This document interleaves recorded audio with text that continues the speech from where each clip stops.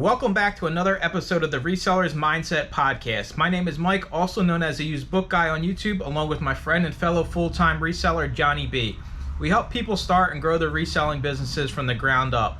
We also have a weekly Zoom call and private Discord for all YouTube members. Head on over to youtube.com/usedbookguy to join the channel and gain access to the full-length podcast, Zoom call, and private Discord today. Let's get into this week's episode. What is up, everybody? Welcome into another episode of the Resellers Mindset Podcast. Mike alongside Johnny, and we have a special guest today, James, on YouTube known as Bold Finds. He's going to kind of give us an insight on his reselling journey, his business. We're excited to kind of see how it looks different from us because he's not over here in the States like me and Johnny. So, James, give yourself a little bit of an introduction here and kind of take us away, and we'll just walk through everything. Well, first of all, guys, thank you for inviting me on. Super privileged. Yes, I'm James, known as Bold Finds over on Instagram and YouTube, as well as eBay. Full-time eBay reseller here in the UK. Started as a everything seller, where I think most people do start their journey as an everything seller. A lot continue as that.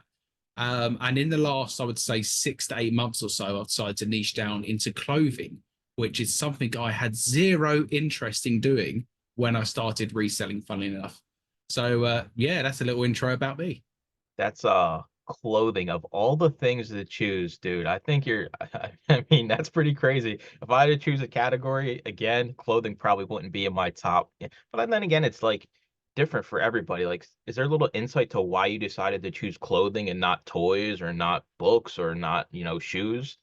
Yeah, so making the decision was really difficult because I'd gone from selling your Nerf guns, your books, your Furbies, loads of random stuff, anything and everything I'd sold, the electricals, the gaming side. And when I used to go out and source items, I would buy everything other than clothing. So it wasn't like clothing was ever part of the plan.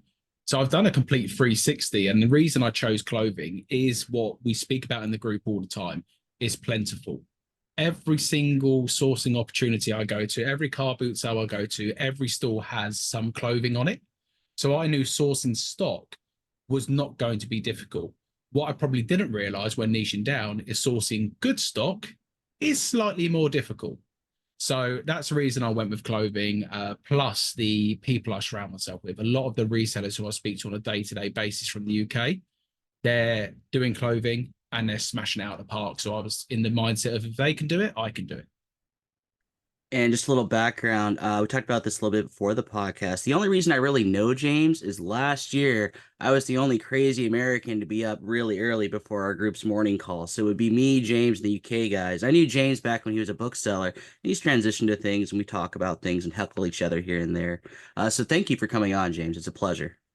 No, thank you. And I remember them early morning starts when for us it was super early. We're talking 6, 7, 8 o'clock our time in the morning. So for you, Johnny, what was that? 2 a.m., 3 a.m.? Yeah, something like that, 3 or 4 a.m., something like it was really early. It'd be me and the UK guys for at least a couple hours, and the morning call would start.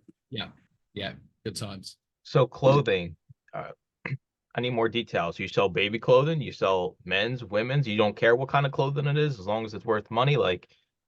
Yeah. So when I started, I was strictly, right, I'm going to be a men's clothing seller. I don't want to do trousers. So I just want to do jumpers and tops and keep it as simple as that. Then I tried some trousers and trousers started selling. So I thought, let me add trousers into it. Then I met a supplier who was getting more women's than men's. So I thought, let's try women's as well. Let's add that into the mix. Probably never going to touch women's again, honestly, because the amount of measurements you have to do on women's clothing compared to men's is horrendous amount. Plus, love the women out there. So when I say this, please take this with a pinch of salt. They're a lot more, I'm going to use the word fussier than men. Us men, if it doesn't fit, we kind of put it in the wardrobe and we say, do you know what, I'll lose a bit of weight and I'll get into that maybe 3 years later. Women, they need every single measurement. If it's not perfect, that return's coming back to me. So yeah, predominantly men's. I do like my vintage stuff. I'm trying to learn it a bit more. Like the vintage band tees, I'm really starting to get into a bit more. But what I'm realizing at the moment is as a clothing seller, you don't need to know every single brand to an inch of its life. You just need to know the nuances within the brands that are actually worth picking up. So yeah, I'm going to try and stick to men's, but I'm not against picking up females jumpers or tops or blouses or whatever it may be. So two measurements and It's really funny you say that because I'm thinking about all my clothing and shoes purchases. Have I ever made a return? And the answer to that is no. I'll put it in the closet or I'll throw it away at the end of the I'm the day.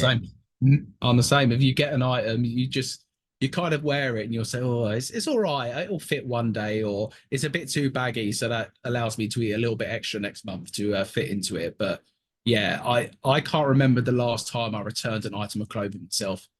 It just Right, goes in. even with shoes, I'll just like shove them in the closet. Year later, okay, they've been in the closet a year. They're going in the trash. Don't care Yeah. anymore.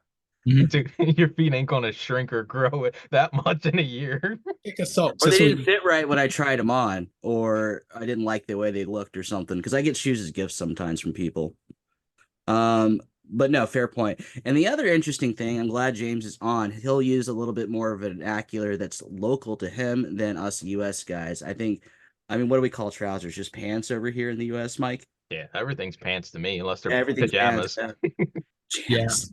Our pants are slightly different in the UK, and it does make me laugh in the group when I hear people say, "What size are these pants?" And I'm thinking, well, no, we call pants underwear in the UK.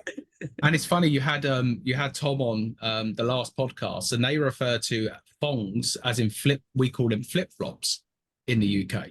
Like thongs are shoes. Thongs are shoes in Australia, but thongs for us in the UK is underwear.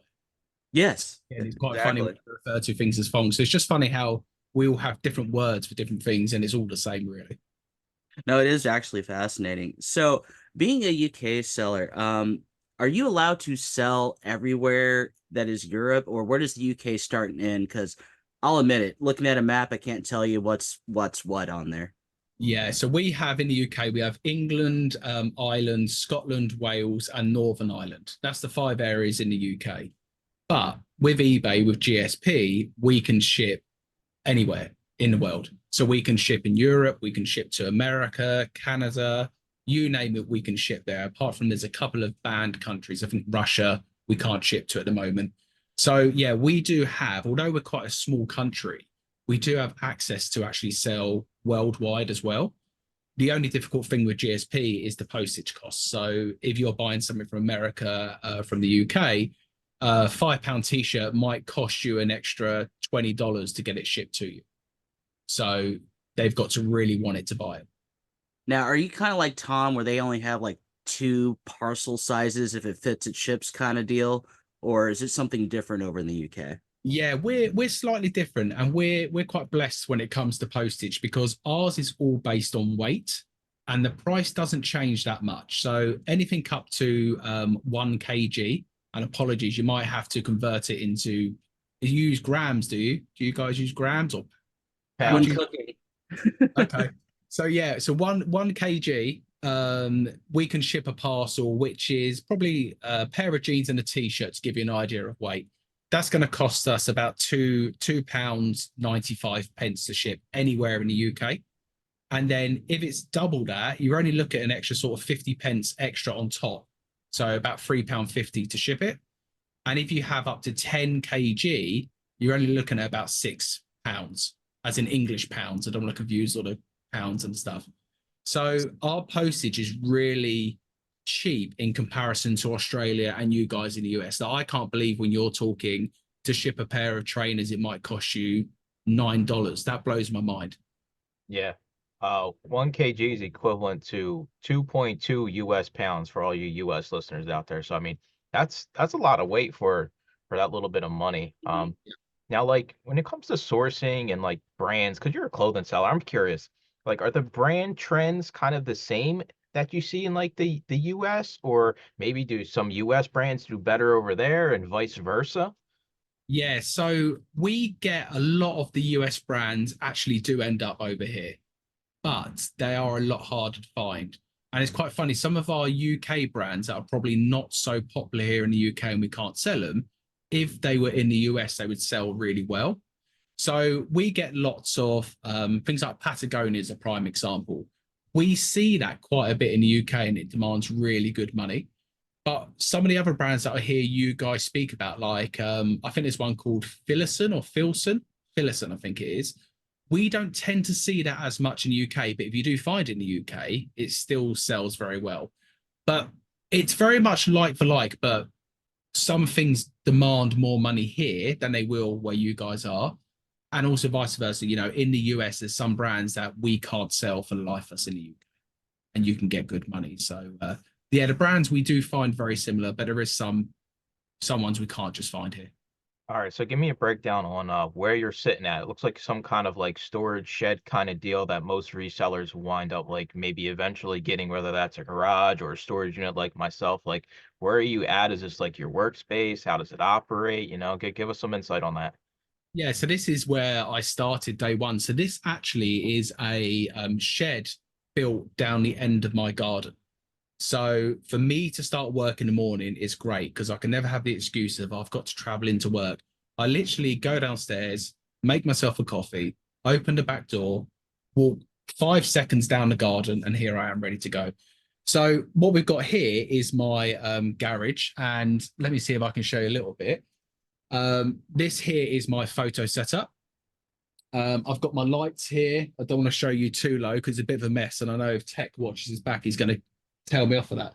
Anyway, it's the photo setup there, and I work from here. So all of my listings and everything gets done by here. Then what I've got is 2 offsite garages, which are a couple of minute walk down the road, where I store all my clothing items, which I run on racks and use the numbers box system to actually store the items in.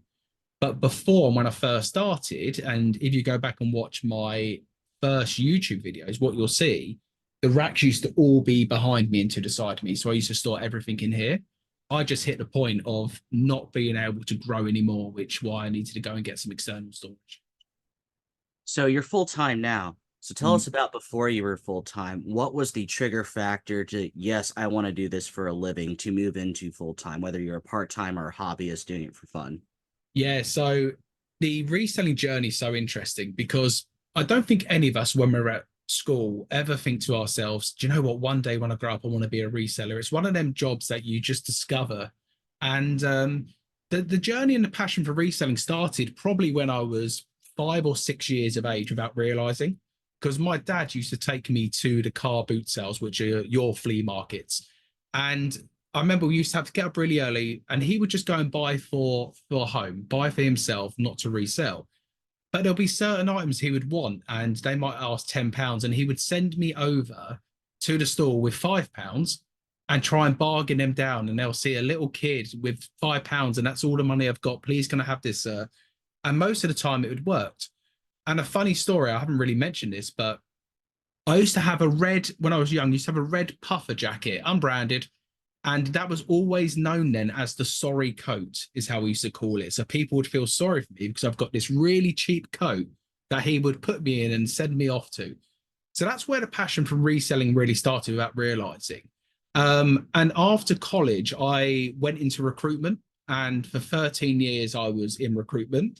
And I discovered resellers in the UK on YouTube, first of all, and a few US ones. So I think Cincinnati Picker and Shed Flips were the first 2 in the US who I came across.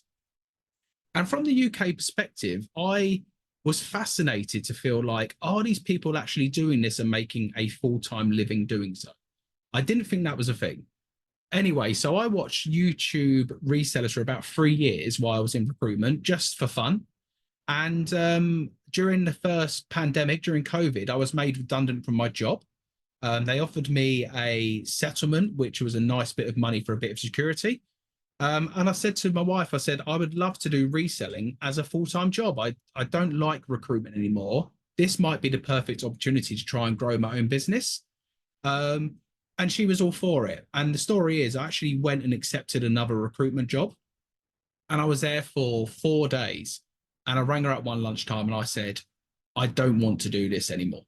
It's soul destroying. I don't want to build a career in recruitment anymore. I'm going to give it a go. And look, worst case scenario, we've got 6 months of savings. If it all goes to pot, I can go back and get another recruitment job. And I've been reselling now. I wrote this down the other day, actually, since January 2021 as a full-time reseller. So I didn't start as a part-time or hobbyist. I just went full-time from day one. And yeah, I've learned so much during that time. I think you should at the end of this year, I think you should bring the red puffer jacket back out when you hit all your goals for the year. And I kind of want to jump into that. Uh you had a really good YouTube video talking about like the reality of your business and where you need to be for it to make sense for you to continue reselling. And I think, I mean, I can't emphasize this enough. People like James say, okay, here's what my numbers are. Here's what I need to make. Is this making sense? James can sit here and say, okay, if I'm not making the money I should be making, then that's fine. I walk away from reselling. I think it was Yeah. one of the best YouTube videos I've seen in a while when it comes to overall accountability of yourself in reselling. So like kind of give us a quick little synopsis of this year, what it means to you and reselling and whether or not, you continue with this journey. Yeah, absolutely. That video was, it kind of just hit me that I needed to speak about that because I think it'd been playing on my mind without realizing for a while. And I kept burying my head in the sand, especially the back end of last year, feeling like, do you know what? It's a bit slow at the moment, but it'll come, it'll work, it's going to work out, it'll be fine. And then we had a phone call with our mortgage advisor when we come to remortgage on the house. And they said, the rates have gone up in the UK. It's going to go up. And we're like, yeah, we expect it. And then she dropped the bombshell. £500 a month it's gone up by. And that really hits home where you think, if it's an extra £100, you kind of say, I can find it. We can make it work. £500 is a lot of money. So it kind of made it click with me to say, you need to really dig into your business and work out your numbers and work out whether you're just doing this for fun and you like the lifestyle or whether you're actually making it work as a business. And I was on a podcast with my friend Luke. He does a podcast as well called Bold Clobber, where we get together every Monday.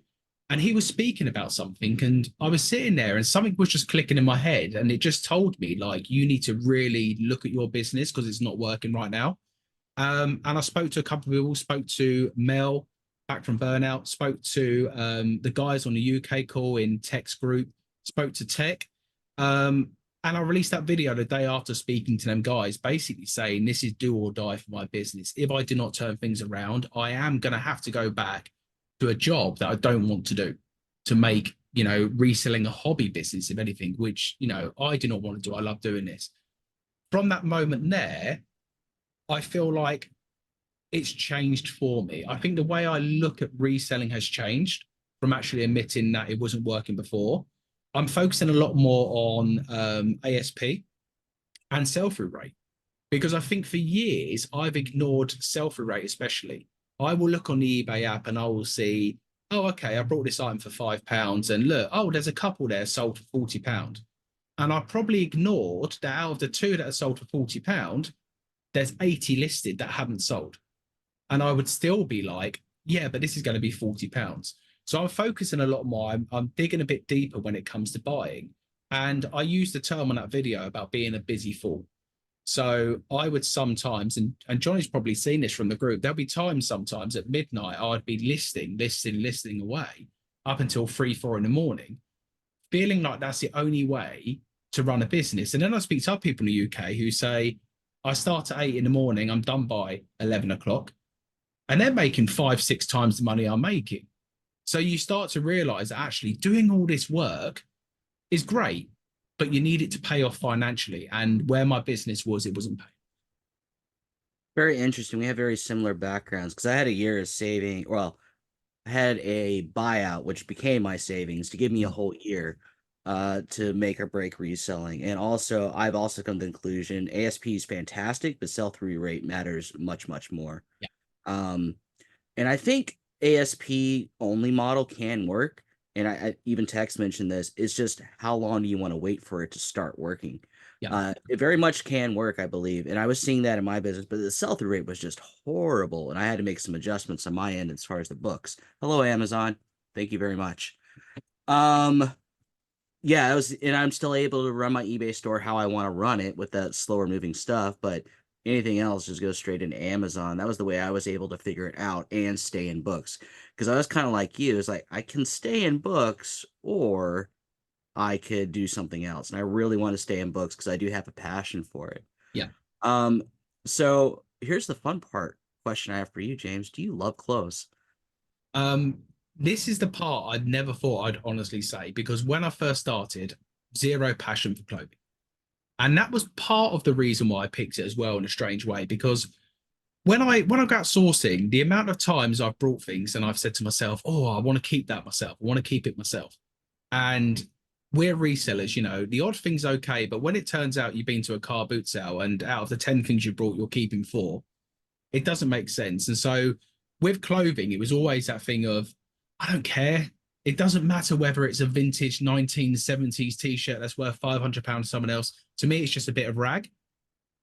And within about 2 months of doing clothing, that's all changed. I now find clothing cool, and I never thought I would before. So I showed you earlier, but an item I got the other day was a Guns N' Roses vintage tee from 1991. Now, beforehand, I don't care for that. But when I got that and when I sourced that online, I was super excited. Not as excited to say I'm going to keep it for myself, but more excited to say there is clothing out there that is worth hundreds of pounds that people do not know the value for. So my passion for clothing has gone like sky high, but I wouldn't say I'm a clothing enthusiast. You know, I don't get excited with new fashion. Honestly, Johnny, I get excited by money. There you go. And that is, I think, as a reseller, what you need to be. I get excited when I hear the ka-ching on the phone, not excited to feel like I've got a vintage tee sitting in my storage, I've overpriced it, and how cool is it I've got a tee. So, yeah, money is the real excitement.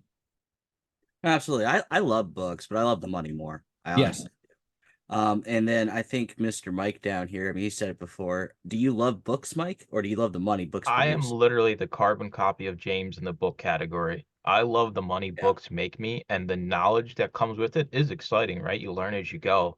But I'm the same boat as him. I come across something and I'm like, okay, yeah, this is cool. I know it's worth, $500. I'll buy it for $1, but there's not a single thought that comes into my mind like, am I going to keep this book for myself? Like, I had huge buys of like Stephen King first edition, like every single Stephen King first edition, and anybody out there, like everybody comment on the YouTube channel, oh, keep this for yourself. I'm like, care For about what? Stephen King? Like these books are like $100 bills. Get them out of here. Like, give me the money instead of the stuff. So I'm the same exact way, and I think you're right. And the business sense to just look at yourself in the mirror as a reseller, I think that already puts you ahead of like 99.9% of resellers, because at the end of the day, let's face it, a lot of people reselling, they say they're part-time, full-time, but they don't treat it like a business, and they don't even know the beginning of the numbers to kind of understand if it even is a feasible business. So I'm excited to see. And when your back's against the wall, dude, it's like all of a sudden there's a new James. All of a sudden things are kicking. You're finding better stuff magically because you're putting in the time. There's no luck in reselling. You create your own luck, and I think in reselling by putting in the work and the effort.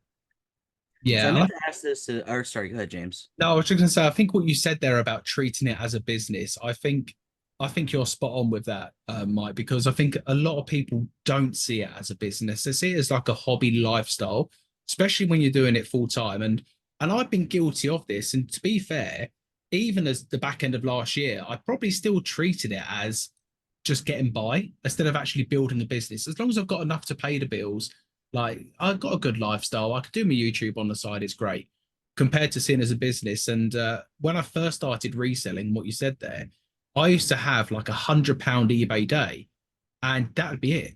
I would go inside, I would put Netflix on, I would chill out, and I would say, I'm winning at life, £100 day, and that's it. And then you start having the £30 days because you're not putting the effort in, and the £20 days, and then you have a blank day. And you start saying, oh, why is eBay punishing me? Well, that's why. So now I don't ever look at my numbers on a day by day basis anymore. For me, that was soul destroying because eBay can be so up and down.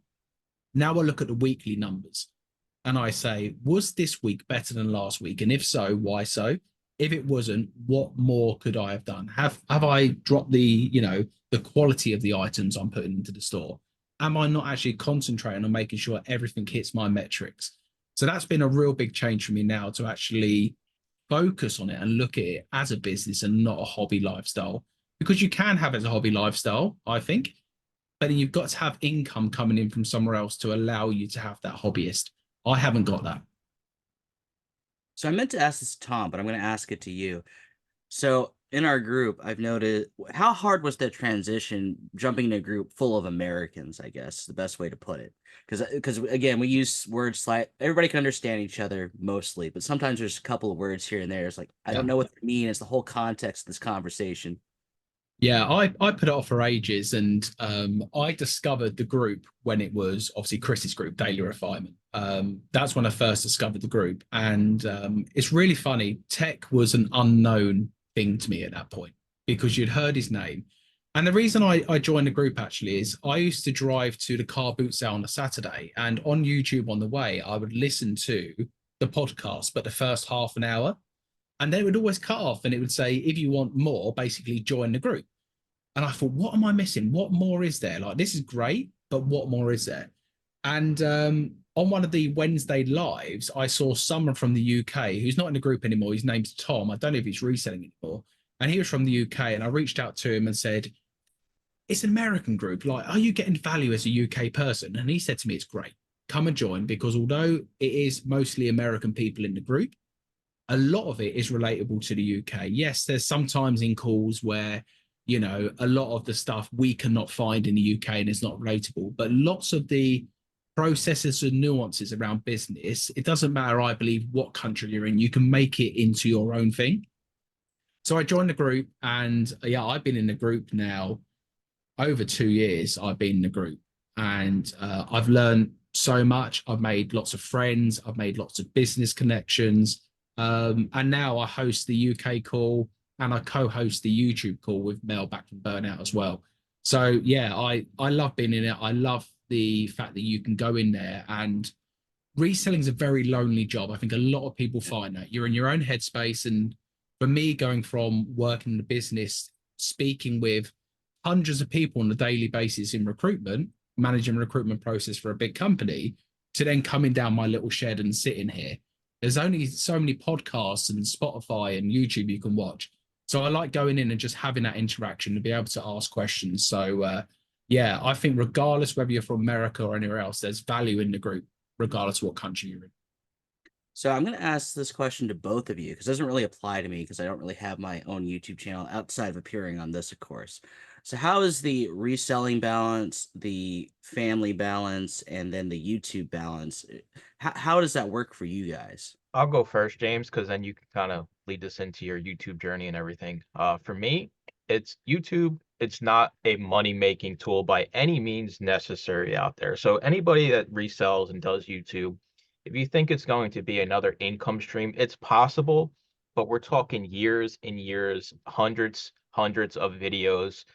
It does require you to have a schedule that is airtight, because as a full-time reseller like me and James, if we're not making money from YouTube, but we're making money from reselling, we can't trade off reselling time for YouTube time. It's all a balancing act. And I think, a lot of it is, sight unseen when it comes to YouTube. You just think, oh, we just recorded this video, uploaded it right away, no editing, no behind the scenes costs. And YouTube pays you thousands of dollars a month. Here to tell you that is not the case, but it is very interesting, James. Like, give us a little bit of insight why you got into YouTube. What does the future of YouTube look like for you? Is it something you're going to continue to do? Yeah, so take us away on your YouTube journey.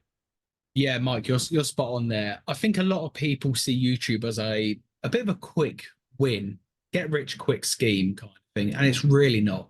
YouTube takes so much time, and I say this now from someone who now creates compared to where I used to watch videos, because when you watch a 10-minute video, you don't appreciate that 10-minute video might have took that creator 6, 7, 8 hours to put together. Filming, from editing, from the audio, from the cuts, from everything that goes involved into it. And now I realize that more so on the True Crime channel. I'll speak about that shortly. But the reason I got into YouTube is I wanted to kind of share and just put it out there what I'm doing, because I watch a lot of the UK YouTubers who done reselling. And I thought there's a gap in the market. There's something else I could offer to that community. And the reason I started it, honestly, was because I was a bit bored with just doing eBay. I wanted a hobby alongside eBay. And that's how it started. And I was quite fortunate on my channel because I had a video early on the journey that went viral. It was a car boot sale video. When I recorded it, didn't think anything of it at the time. The first couple of days was just normal views. And then it gained, I think, about 130,000 views in just over 24 hours. It literally went from normal to blowing up. And it got me monetized. That one video got me monetized on YouTube, which is great because then you start earning money from your videos. But it was probably the worst thing that could ever happen to me looking back now, because after that video, I sat there and I said to myself, YouTube's easy. Why aren't everyone smashing on YouTube? You put out your next video, performs as normal. Put out your one after, performs as normal. Oh, okay, YouTube's not that easy. But I also made the mistake of what you said there, Mike, as well. It's really important for anyone who's thinking about maybe starting a channel. I then went to 90% of my time was spent on YouTube, 10% on eBay. And you're spot on what you say there. YouTube does not pay the bills. I've done a video on my channel actually showing people how much I earned from YouTube in my first year. It's nowhere near compared to what you can earn doing eBay. But why do I continue it? Because I get that question a lot. Because I love it. I think you've got to be passionate about it. I think you've got to commit the time. And what you were saying there, Mike, about where you put your energy. I watched a great podcast the other day with someone in the UK called Stephen Bartlett. He goes by The Diary of the CEO. And he was speaking about chips and how you have 24 poker chips. 8 are taken up by sleep. And where do the rest of your chips go? And I started to look at my own chips and say, well, actually, these go to eBay, these go to YouTube, and then a small amount is left over for myself, my own physical health and mental health, and also family time, like half a chip maybe. So that's, again, something I'm trying to change this year, to actually say I've got enough chips to spread out, but to try and be a little bit selfish of my own time so I can make sure I'm the best version of myself for everyone in YouTube land as well. Because I think when it comes to making content, if your passion is not there for it, it shows in the videos and the audience isn't stupid. I mean, this is a very interesting perspective to me because I've thought about doing YouTube. I've never told you this, Mike. But then again, I know how much time it takes because I've worked with clients helping them with their YouTube channel. I talked to Mike about how long it takes him. I just can't squeeze it in with my reselling life at all. Yeah. And then I also think about on a personal level, the amount of hours I'm working now, I'm still continuing to work. As far as a future family goes, they would have to be very tolerant of me and very patient of me, or I got to give up a little give and take there, obviously. So it's very interesting hearing from you guys who are doing all three. I can't imagine doing all three at this stage of my journey, honestly. It's I guess it also motivates us, at least it motivates me. Like, I can't be on YouTube if I got like no sales, right? If I got like the lamest business, right? Like, I'm not gonna do YouTube if my reselling business sucks. So I guess it kind of holds me accountable to others because you get people that, longtime subscribers, like, I have the membership, tons of people over in the Discord. It's like accountability and I don't know, like motivation when you're around other resellers because I don't want to be the crappiest used book guy, right? I want to be at least a half decent guy that falls somewhere in the middle. So that's also kind of an aspect of it and helping others, right? We, work jobs where we didn't like. I'm curious about that. Did you put in a notice or did you just quit on that lunch break? Yeah, it's a funny story. So in the UK, with regards to notice periods, for your first 3 months, you are on the probation period where either party gives a week's notice and that's it if it doesn't work out. So yeah, I went into the office and I said to them, look, really not enjoying it. I want to be honest with you. I don't want you guys to spend any more time wasted training me. And they said to me, well, we're just going to get you to do the mundane tasks then for the next week. And I was like, but I don't want to be here. I'm just in a way, I'm not going to show up. And they said to me, well, you're not going to get paid for the week. And I was like, no issue whatsoever. Because Love that. I'm one of them who I always said to people as well when I hired them and when I used to do HR meetings, the moment you wake up in the morning and you look in that mirror while you're brushing your teeth and you say, I don't want to do this anymore, it's time for a change. It's time to find a new job. It's time to find something you're passionate about. So I said to them, happy to work the week notice, went in for the first 3 days. And in the end, they just said to me, just go. And I said, no worries. And they were like, we're not going to pay you for the rest of it. No worries. I don't want paying at all. It's not about the money. It's about the happiness for me. And yeah, came home and literally that was on the Thursday. And I think it was the Monday, I was just like, right, I'm a full-time eBay reseller, sat in the shed, and I said, what do I do now? So yeah, it's one of them. So a lot of our listeners are Amazon listeners. So can you tell us about the UK experience, Dan? Because in Australia, it's not really as big here in the US. How is it in the UK there? Huge, huge in the UK. I would say, even myself as an eBay reseller, 95% of my purchases are from Amazon over eBay. I don't really shop on eBay as a buyer. And the reason being is with our Amazon in the UK, probably similar to your US, I could order something this morning at 10 a.m. and it could be with me on some of the items. It could be with me this evening by 10 p.m. And I think we're living in that world at the moment where we all want things yesterday. So I know with eBay, I do same day dispatch because as a buyer myself, if I buy something, I want to get it as quick as possible. So yeah, Amazon's super popular in the UK. I haven't sold on it personally. I don't think, I mean, used clothing is not a thing really with Amazon in the UK. But other categories is really popular. I know when I was doing books, I did consider using Fulfilled by Amazon and sending the books in. But our book market in the UK is so saturated because we've got companies like World of Books who just kill the Yeah. market with low prices. So when I was doing the books, eBay was working well with the bundle side, so not the individual books as such, but bundling up authors was doing really well for me. That's what I was going to ask you because I do know you've resold books before. If you ever tried to sell books on Amazon or not. No, yeah, no, I haven't done it on Amazon. All the books I done were solely eBay. Gotcha. Sounds like the dark side is right behind that curtain behind you, and one day you're gonna open that curtain and you're gonna come right on over to the Amazon This is dark the side. smiley face of Amazon behind the curtain there. You know what? Someone said to me on my live the other day, they were like, are you in the women's changing room? And when someone says something in your comments on your live and you sit down, I read the comment twice and I was like, women's change room. And then everyone else saying, yeah, the curtain behind you. This curtain behind me actually hides some of the mess I'm dealing with at the moment. So I pull it across to make it look like I'm really organized. But if I open it up, it's just stacks of clothing that need processing. See, Amazon, they got all my stuff at their warehouse, dude. I don't need curtains, although I do have like a fake background behind me. But Can't yeah, tell if we're soft selling or hard selling Amazon to him right Yeah. now. Is this sponsored by Amazon, this podcast? they sent us to Should be. They convince got the you. money for it. They're like, convince this guy to sell on Amazon. He's got a YouTube channel. We need more publicity.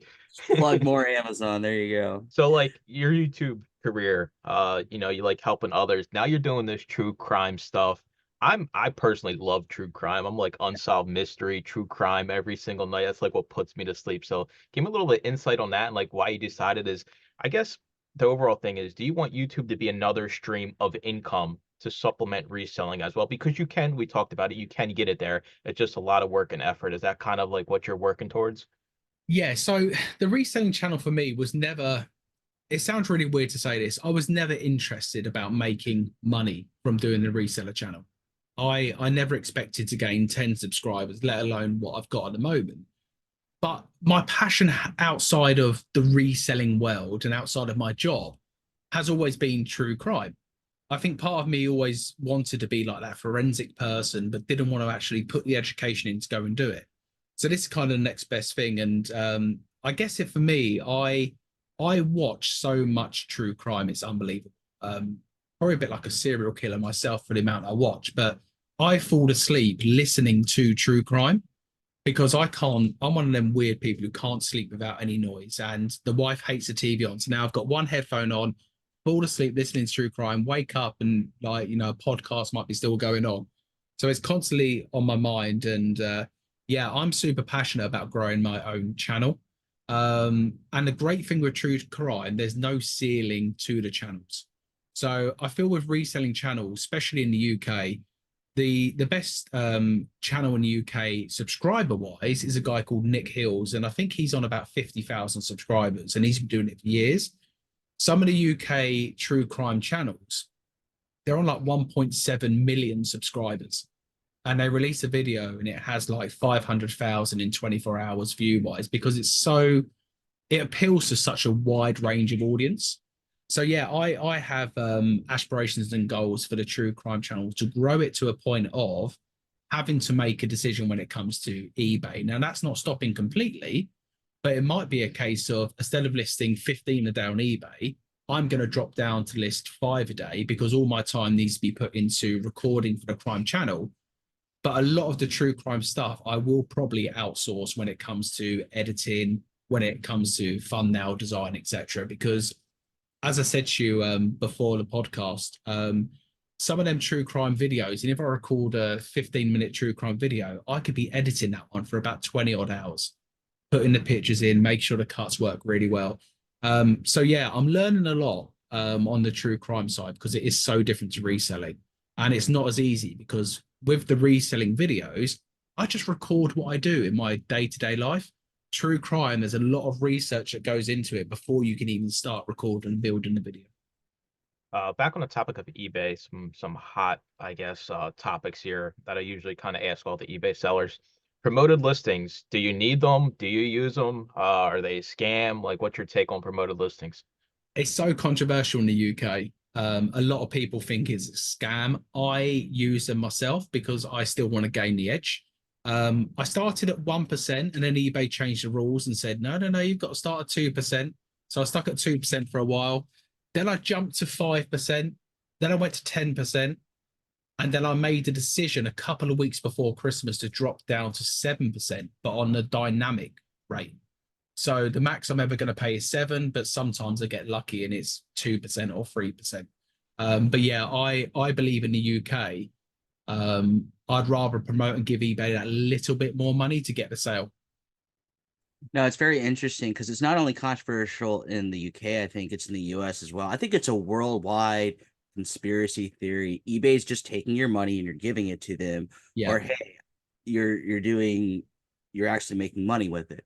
Now, I've experimented with promoted listings left and right. It does work as far as people viewing your item. Now, my only question mark on the whole thing is who is eBay showing my item? I've never been able to prove this, and you can't prove it. Is it showing it to Billy the librarian or Sarah the dyslexic? Sarah dyslexic is going to have no interest in my book, but Billy over there totally will. But as far as it showing people your items, yes, it does that very well. Now, as far as percentages go, I kind of drank the Kool-Aid on the 10%. Then I got greedy and bumped it up to 15 without realizing or me asking the question. You can't go back from that really without some suppression in traffic or it lowering it, becoming the new normal. But on some of my slower moving items, I go as high as 35 just to get them out of my store, make them gone. So I'm a full believer in promoted listings that it does work myself. Amazon takes 50%. So like anybody crying about giving eBay an extra 5 or 10%, like come on over here. We'll give all your money to Amazon. So it is personally for me, I got a funny story about promoted listings. Buckle up here because I sold an item on eBay and it was because I went in the other day and on my, mobile dashboard it said, I guess for some reason I didn't have like 13 of my books promoted.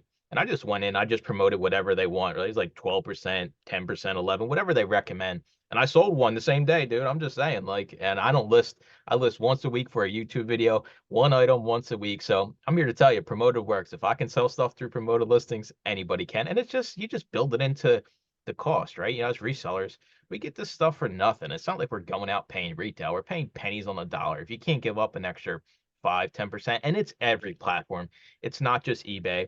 Amazon fees. Etsy has off-site ad fees, right? They automatically enroll you. My wife Debs, she's full-time Etsy seller, and they don't even tell you. They just say, "Hey, we charge you $5 on this order because of an off-site ad."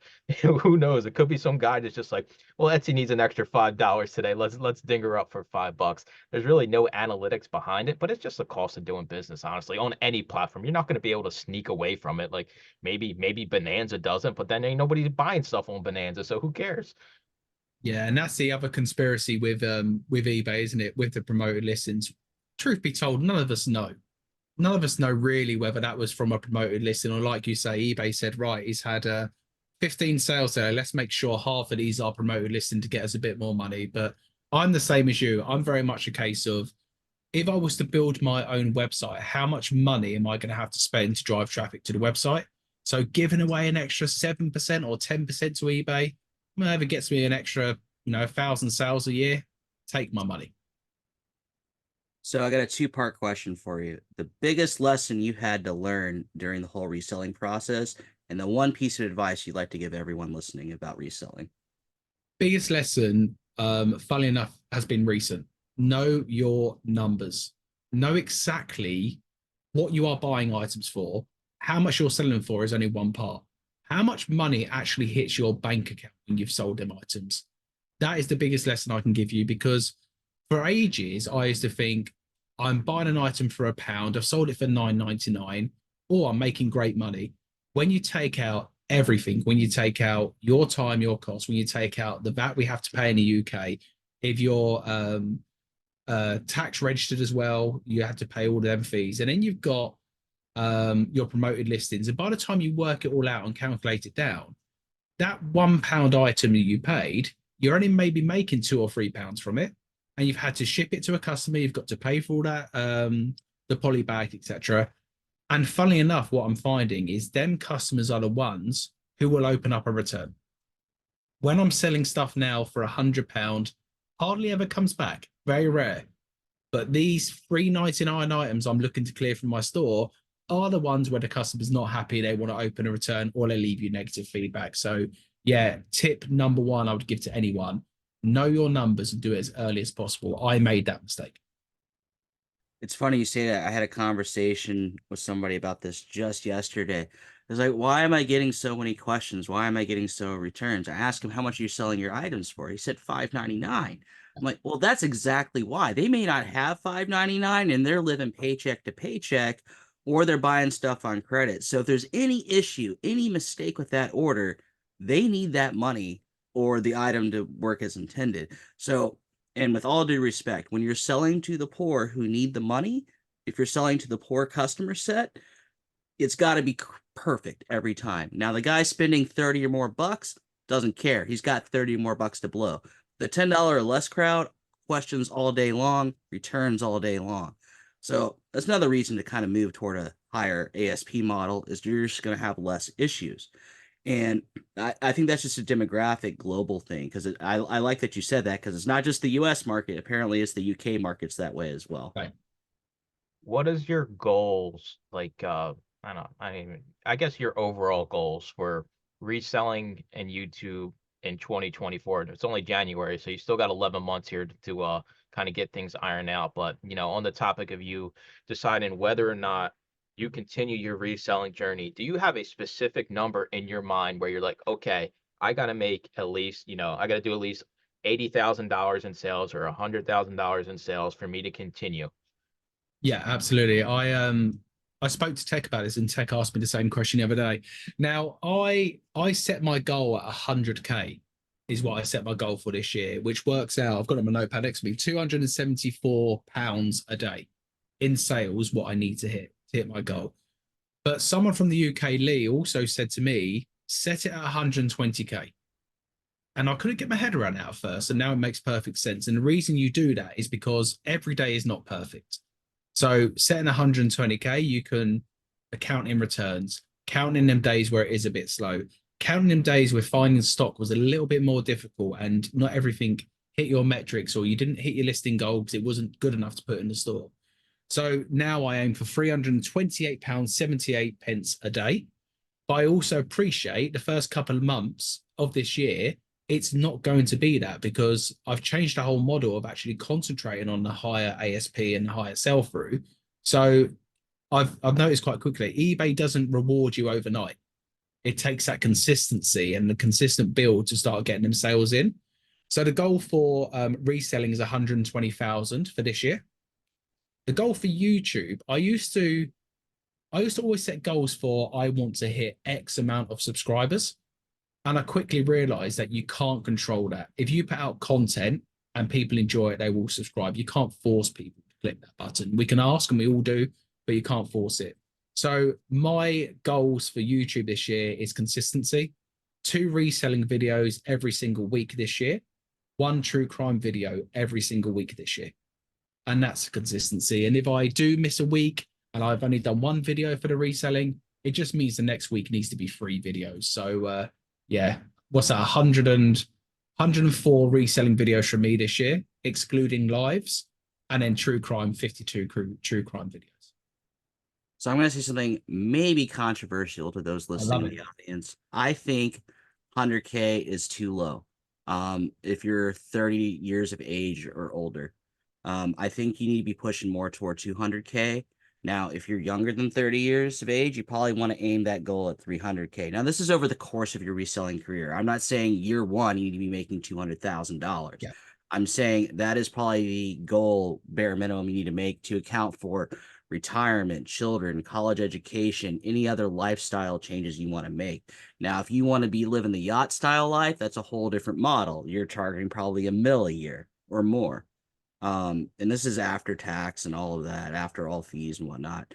I think that is a healthy goal. Now, the 100K, I've heard that in multiple groups, no matter where I go, that is a digestible number that everybody can swallow and understand. So I get why people say 100K, but for me personally, to people listening, I think it's too small. You need to aim much higher, just like James, his friend mentioned to him to aim a little higher. Yeah, absolutely. And this 100K thing for me is the benchmark for this year.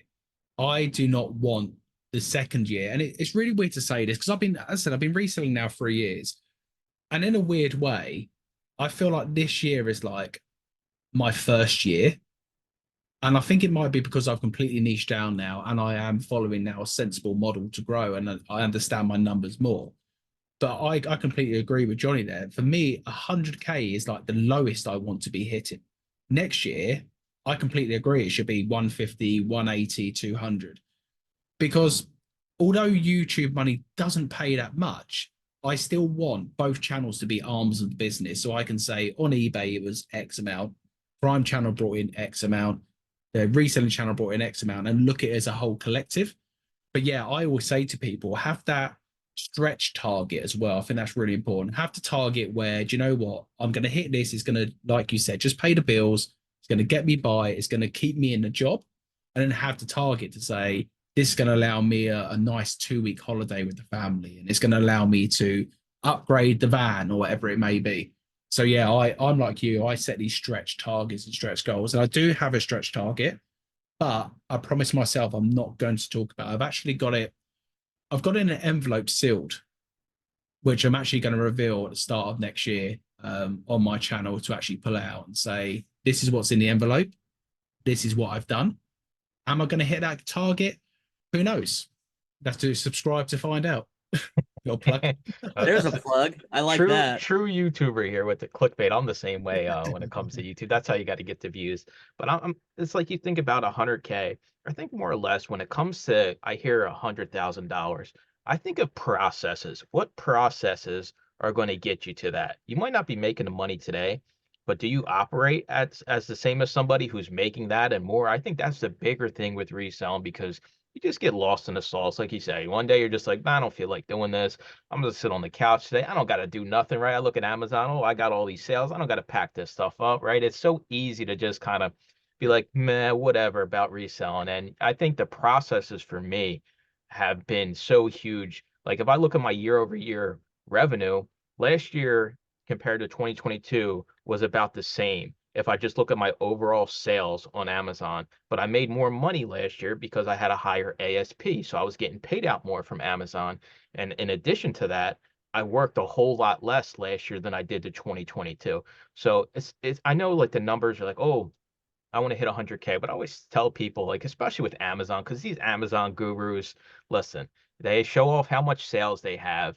And if us three all went and bought $100,000 in merchandise and sold it on Amazon for $100,000, we made no money, but it'll be cool to show off our phones and be like, hey, look, we're 6-figure sellers, right? So Yes. understanding the numbers is all that matters in reselling. And I mean, once you figure that out and once you start taking it seriously, because listen, when we all start out, we can't be like super serious. We're not going to be like every number, every cent matters. But as you decide, hey, this is my business, this is what I want to do, you have to get to a point where you just stop and say, okay, what exactly is going on here? Am I making any money? Because you only see the sales on eBay and Amazon, and I think they do it on purpose so that you think you're doing better than you actually are, right? It's not like when you pull up your 90-day on eBay on your phone, it shows profit. It just Yeah. shows sales because you're like, oh yeah, look at all these sales coming in.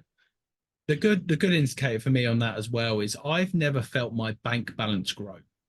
I've always got to the end of the month and I've always paid myself a basic salary to pay the bills, to put food on the table, etc., and to then start the month again. And I've never noticed suddenly when I've paid myself, I've looked in the bank account and I said, oh, there's an extra 4,000 in there. Like, where's that come from? It's always been not back to zero, but back to 3, 4, £500 ready to buy more inventory. So that's something else I'm looking at this year. I want to get to the end of the month and not change my lifestyle. That's another important thing as well. Not suddenly feel like I'm a high roller now. Let me go out for dinner every night, but to actually see that bank account have money left in it once I've paid everything I need to pay, and then to continue to build on that as well. So yeah, I think that's another indicator for people. Like you're saying there, you can look at your 90-day, it doesn't tell the whole picture. Have a look what money is actually in your bank each and every month. Yeah, I agree. So we're going to wrap it up here. James, we appreciate you coming on, hanging out with us. I mean, listen, if I'm the betting man here, I guarantee you're going to hit 100K. That's just, I mean, I've known you for an hour now. I can just see like the determination you have and understanding your numbers. That alone will get you there. The inventory will come with time, the knowledge you have, but I for sure believe you're going to hit the 100K. Johnny, any last remarks for James? Go Trousers. Go That's all I got. Trousers. Yeah, go pants. No, I appreciate you guys having me on. And hey, look, if I don't hit 100K, it's going to make a good YouTube video with I quit eBay, and it's not clickbait. So No, it is. People love failure more than success. They do. yeah, absolutely. It's funny because my video coming out tomorrow is like it's clickbaity failure stuff, so it works. But I mean, it'll be pretty crazy, right? Like my last I quit eBay video, and it'll be the one you make the most money on, right? It'll be Yeah. it's Yeah, so backwards. YouTube's gonna pay, but that's it. So Yeah. yeah, look, hopefully we're not making that video anyway. But yeah, so James, YouTube, Bold Finds, Instagram, Bold Finds. It'll be linked below. James, we appreciate you hanging out. And maybe, you know what? I'm going to bookmark it. Next year in January, we will have the same exact chat, and we'll see what your goals and targets are there. So we appreciate you. Appreciate you guys. Thank you so much. Thanks for listening to another episode of the Resellers Mindset Podcast. Today's full episode and all previous episodes are available to all YouTube members, along with the weekly Zoom call and private Discord. Head on over to youtube.com/the used book guy and consider joining for as little as $2.99 a month.